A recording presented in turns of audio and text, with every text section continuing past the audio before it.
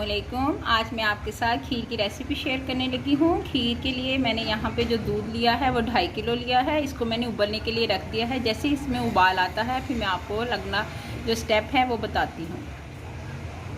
दूध में देखें उबाल आ चुका है। आपने आँच जो है वो थोड़ी सी हल्की कर देनी है। अब आप इसमें ये 3 मैंने अदर सब्ज़ इलायची ली है, ये ऐड करूँगी।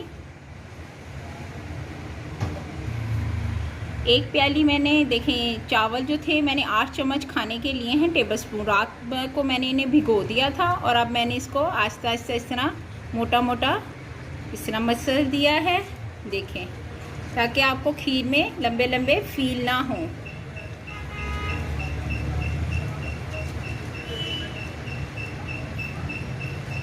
इसके बाद आप इसमें ये इसको ऐड कर देंगी।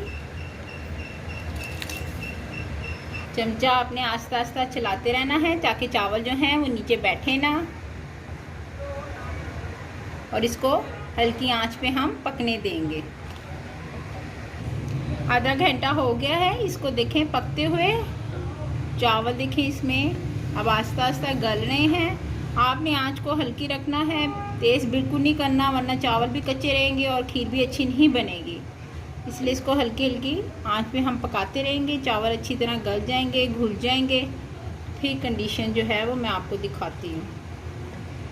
1 घंटा हो गया है मुझे इसको पकाते हुए, और देखें चावल भी अच्छी तरह से गल चुके हैं, बल्कि गल के घुल भी चुके हैं तकरीबन। अब इस दौरान देखें कितनी ये थिक होती जा रही है। मैंने अब चीनी ऐड करूँगी। यहाँ पे चीनी मैंने 1/2 प्याली ली है।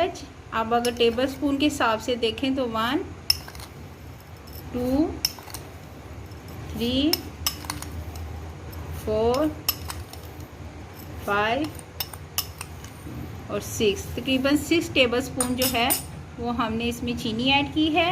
ये थोड़ी सी डिज़ोल्व होती है तो आप चीनी अपने टेस्ट के मुताबिक चेक कर लें। अगर आप ज़्यादा मीठा पसंद करते हैं तो और ऐड कर लें। अब मैं भी चेक करूँगी कि मीठा इसमें कैसा है। अभी हम इसको पकने देंगे। चीनी ऐड करने के बाद देखें 15 से 20 मिनट मैंने इसको मज़ीद पकाया है। अब इसकी शक्ल देखें कितनी गाढ़ी हो चुकी है। अब मैं चूल्हा ऑफ़ कर दूंगी और इसको ठंडा होने दूंगी। चमचा आपने मुसलसल चलाते रहना है ताकि इसके ऊपर बलाई ना आए। चीनी मुझे थोड़ी सी फीकी लगी थी तो मैंने 2 चम्मच मज़ीद इसमें ऐड किए हैं। टोटल 8 टेबल स्पून इसमें चीनी के गए हैं। अगर आप हल्का खाते हैं तो 6 ही आपके लिए काफ़ी हैं, लेकिन अगर आप मेरी तरह थोड़ा सा तेज़ लेते हैं तो फिर आप इसमें 8 जो है टेबल स्पून चीनी के ऐड कीजिएगा। अब ये थोड़ी सी ठंडी हो जाएगी तो फिर मैं इसको डिश आउट करूँगी। होने के बाद ज़्यादा थिक हो गई है। अब मैं इसको डिश आउट करूँगी।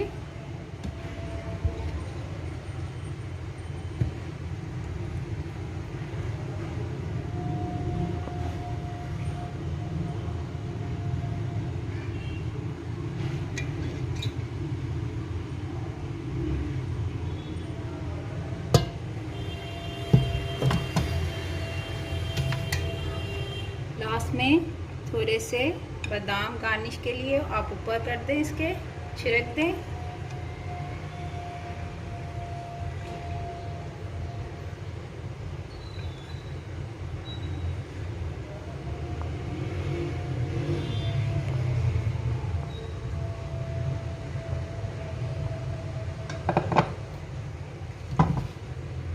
खीर तैयार है।